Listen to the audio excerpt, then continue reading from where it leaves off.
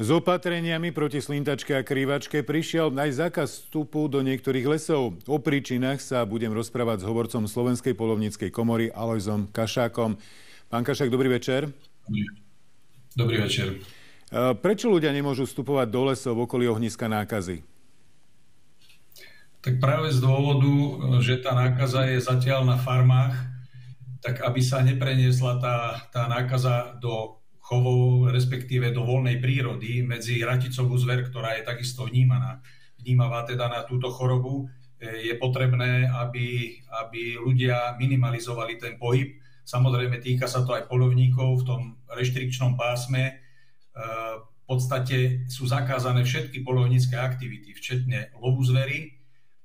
I pozorovanie zdravotného stavu zvery môžu v poľovníckych revíroch v reštrikčnej zóne robiť iba vyškolené osoby.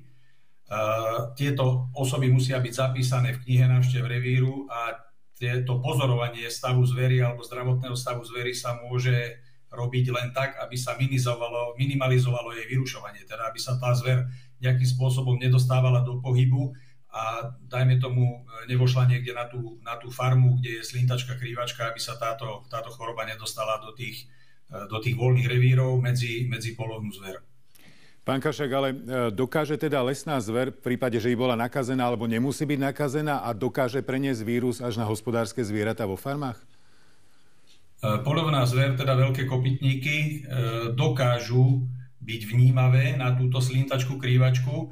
Zatiaľ ale nebolo potvrdené, že by nejaký jeleň, diviak, srnec, daniel túto chorobu mal, takže skorej je tam obava, aby sa z tých chovov nejakým prílišným pohybom osôb nedostala táto nákaza práve medzi tú raticovú zver, medzi tú poľovnú zver. To znamená, že nemáte ešte zaregistrované, že by lesná zver trpela touto chorobou, alebo že by sa niečo podobné prihodilo v našich lesoch?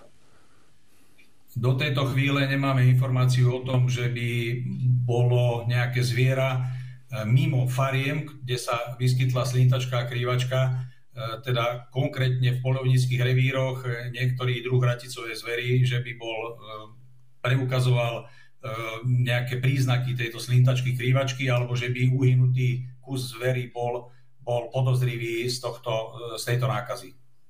Dúfajme, že to tak aj zostane. Samozrejme je to jedna z úloh poľovníkov mimo tej reštrikčnej zóny a aj tie osoby vyškolené v reštrikčnej zóne taktiež musia vyhľadávať prípadné kadávery. V prípade, ak by sa tieto kadávery našli, tak musia byť nahlásené štátnej veterinárnej potravinovej správe, ktorá už urobí patričné úkony s likvidáciou týchto kadáverov a s dezinfekciou celého prostredia.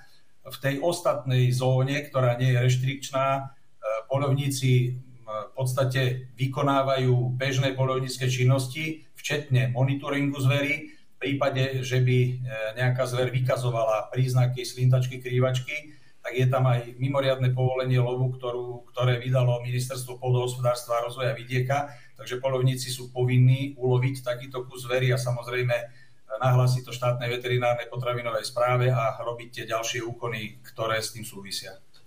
Tak dúfajme, že lesná zver sa nenakazí a všetko ostane tak, ako má. V každom prípade, pán Kašák, ďakujem za rozhovor a prajem ešte pekný večer. Ďakujem veľmi pekne.